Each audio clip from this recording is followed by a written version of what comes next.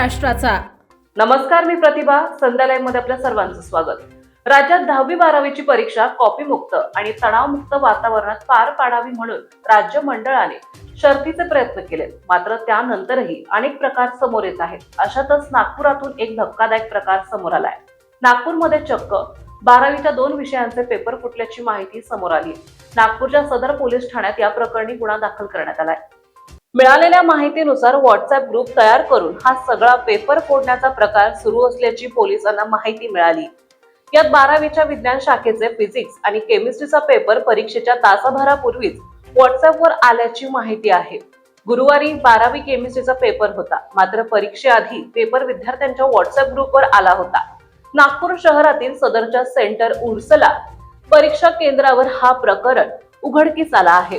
दरम्यान Saint Ursula परीक्षा केंद्रावर एक विद्यार्थिनी वारंवार प्रसाधनगृहात जात होती।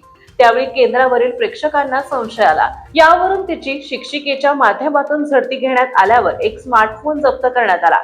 तो तपासला असता त्यामध्ये एक व्हॉट्सअप ग्रुपवर परीक्षा सुरू होण्यापूर्वी पेपर आलेला आढळून आला होता। या प्रकरणी केंद्र प्रमुखांनी सदर पोलिसांना माहिती दिल्यावर पोलिसांनी तपास करून गुन्हा दाखल केलाय। तर मोबाईलमध्ये व्हॉट्सअपवर 15 विद्यार्थ्यांचा एक ग्रुप तयार करण्यात आल्याचं आढळून आलंय।